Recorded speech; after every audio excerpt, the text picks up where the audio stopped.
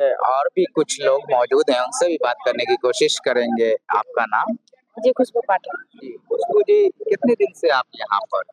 जी, जैसा कि कल 12वां दिन हो जाएगा, अभ्यर्थी 11 दिनों से लगातार मेहनत कर रहे हैं, लगातार संघर्ष कर रहे हैं इतनी ठंडी में और बिना खाए-पिए यहाँ पर लगे हुए हैं कि री एग्ज़ाम होना चाहिए और जेनुइन माँग है, होना भी चाहिए क्योंकि कब तक हम मतलब इतना गलत बर्दाश्त करते रहेंगे और सही माँग है और मानना भी चाहिए। कल महाआंदोलन होने जा रहा है गांधी मैदान से, गांधी जी के नीचे से, पीके जी के नेतृत्व से प्रशांत किशोर जी के नेतृत्व से होने जा रहा और सभी अभ्यर्थी बिहार से जहाँ से भी और बीपीएससी का जो एग्ज़ाम देते हैं, वो बीपीएससी के अभ्यर्थी हैं, उनको आना चाहिए और अपनी भागीदारी को सुनिश्चित करना चाहिए क्योंकि ये एक की लड़ाई नहीं है, ये 4 लाख लोगों की लड़ाई है, समथिंग 3 लाख समथिंग लोगों की लड़ाई है और सभी को अपनी भागीदारी सुनिश्चित करना चाहिए क्योंकि जब तक हम अपनी संख्या दिखाएँगे नहीं, तब तक सरकार या आयोग झुकने को तैयार नहीं है और लेकिन डिमांड जो है हमारी वो सरकार से ही है, ना ही हम किसी विपक्ष से माँग करते हैं और ना ही मतलब किसी से हमारी दूसरी राजनीतिक पार्टियों से हमारा कोई मतलब वो नहीं है। अगर कोई हमारा सहायता करता है तो हम उनका धन्यवाद देते हैं, स्वागत है, आप लोग सभी लोग आइए।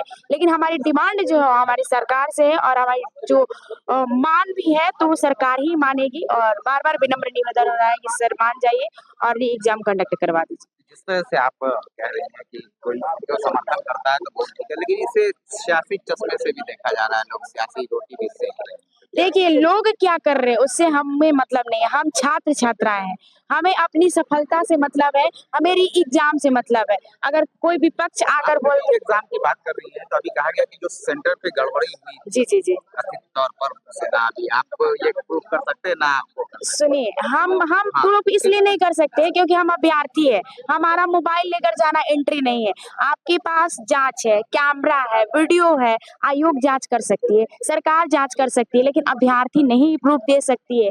ये तो गलत मतलब है ही कि हम ही से मतलब प्रूफ माँगा जा रहा है। प्रूफ देना तो सरकार की काम होगी ना भाई। उस सेंटर पे एग्ज़ाम देने की बात कही गई, आयोग ने साफ कह दिया कि वहाँ पे री एग्ज़ाम होगा लेकिन औरों पर नहीं। देखिए जो बाबू परिषद वाला जो मामला है वो बाबू परीक्षा परिषद वाला जो मामला है वो क्या है कि केंद्र में था, पटना राजधानी में था, इसलिए वो मामला दिख गया। लेकिन अन्य जिलों में जो हुआ, कहीं-कहीं मतलब टाइमिंग का इश्यू हुआ, कहीं लाउड स्पीकर का इश्यू सुनने में आया, अभ्यर्थियों का कहना है, तो वो मामला इस मामले से क्योंकि ये बड़ा लेवल पर मामला था, इसलिए छोटे वाले मामले जो छिप गए। छिप गए, दिखे नहीं और दूसरी बात कि हम अभ्यर्थी एविडेंस तैयार नहीं करते हैं, एविडेंस के लिए एग्ज़ाम देने नहीं जाते, हम क्वेश्चन पेपर पे काम करते हैं, ओएमआर शीट पे काम करते हैं कि हमारा क्वेश्चन सही हो।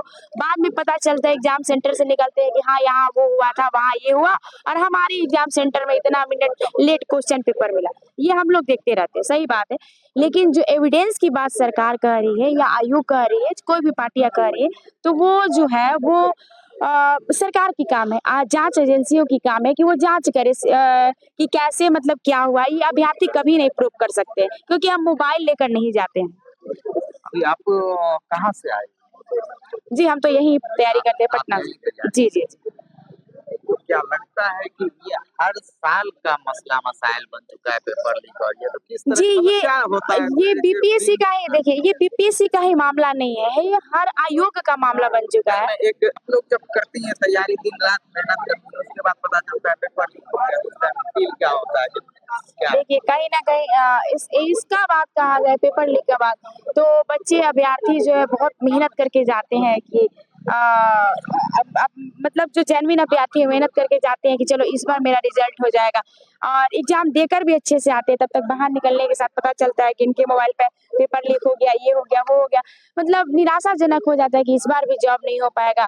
वर्षों की मेहनत होती है हमारी कि हम पटना में रहकर, दिल्ली में रहकर अपना पढ़ाई करते हैं, एक रूम में रहकर पढ़ाई करते हैं। घर वाले बोलते हैं कि इस बार नौकरी हो जाएगा, इस बार नौकरी मतलब झूठा दिलासा हम लोग देते रहते हैं। जब पेपर लीक का मामला आता है तो घर वाले भी समझ जाते कितने हैं कि साल से तैयारी जी, हम तो 2017 से तैयारी कर रहे हैं। मतलब आप समझिए हिट कर दी है। जी, अब तो हम आंदोलनकारी ही बन चुके हैं जहाँ तक समझा जाए तो इससे पहले ईडब्ल्यू एसेंशियल का आंदोलन हुआ, नॉर्मलाइज़ेशन का आंदोलन हुआ। ये तीसरा आंदोलन है जो ये री एग्जाम को लेकर हो रहा है।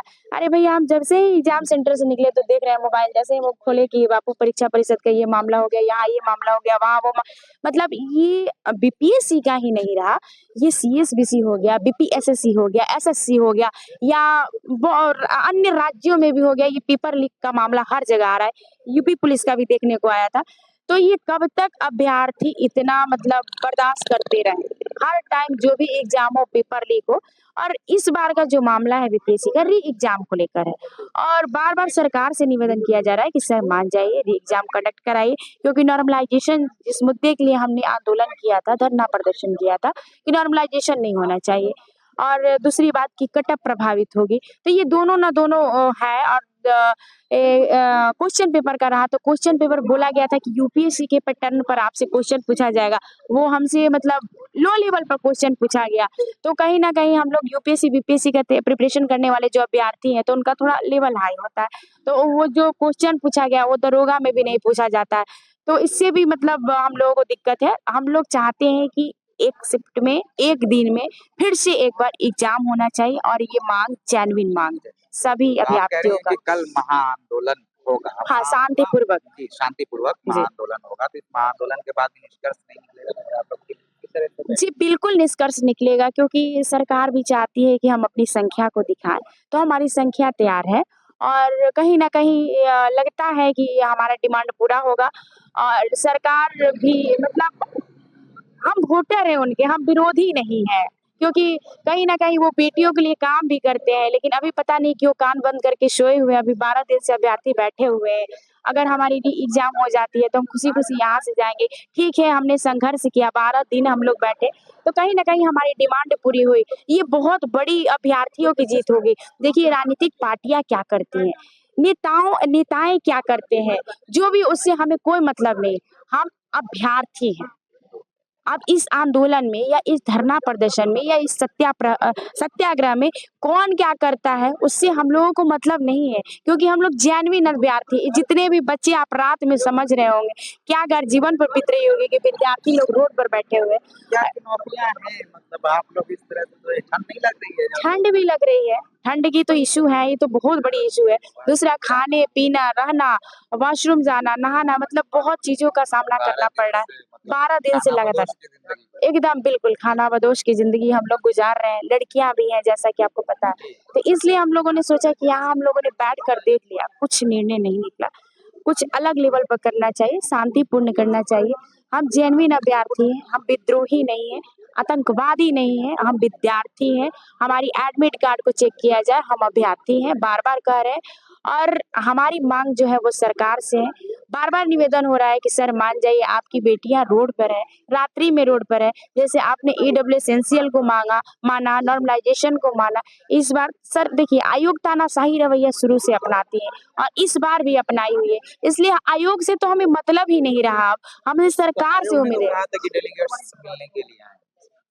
कितने बार डेलीगेट्स उनसे मिलने जाते हैं, वो बोलते हैं कि आप कितने लोगों का प्रतिनिधित्व कर रहे हैं, तो डेलीगेट्स मिलने के लिए जाते हैं, वो आयोग उनको समझा के भेज देती है। हाँ, गोल-मटोल पढ़ाकर आयोग भेज देती है, कुछ होता नहीं है। इसलिए आयोग से हमें कोई उम्मीद नहीं है। हमें हमें हमें अपनी सरकार से माँग है, हमें प्रदेश के मुखिया से माँग है, हमें जो भी हमारा समर्थन कर रहे हैं, कोई भी राजनीतिक पार्टियाँ करें, अच्छी बात है। जो भी समर्थन कर रहे हैं अच्छी बात है, लेकिन डिमांड जो है वो हमारी सरकार से। सरकार से जी, बिल्कुल। बाकी जो आ रही राजनीतिक पार्टियां उनका स्वागत है, लेकिन डिमांड हाँ, सरकार से, हम सरकार विद्रोही नहीं है। अगर कोई कहे कि सरकार विद्रोही, बिल्कुल नहीं, हम अभ्यर्थी हैं भाई। खुशबू जी, अगर महाआंदोलन में निष्कर्ष नहीं निकला तो बिल्कुल निकलेगा, ये उम्मीद है, ये एक उम्मीद के साथ हम लोग निकल रहे हैं, सभी अभ्यर्थी वहाँ जा रहे हैं, मौजूद होंगे, तो कहीं न कहीं आंदोलन सफल होगा, और ये सफलता के लिए ही सब लोग आज कहीं न कहीं हमारे मन में उत्सुकता भी है कि हमारा कल का महाआंदोलन सफलता की ओर ले जाएगा, और ये हम भी कह रहे हैं कि कल हम सफल ज़रूर होंगे। शुक्रिया। धन्यवाद। ये थे हमारे साथ अभ्यर्थी खुशबू, जिन्होंने बताया कि किस तरह से उन लोगों की मांगे हैं और किस तरह से वो चाह रही हैं कि उनकी मांगों को पूरा कर लिया जाए, और महाआंदोलन भी शांतिपूर्वक करने जा रहे हैं ताकि उन लोगों की मांग सुनी जाए, प्रदेश के मुखिया इसका कोई हल निकाले। इसी तरह की ताज़ा तरीन अपडेट के लिए जुड़े रहें वन इंडिया हिंदी के साथ। नमस्कार, आदाब।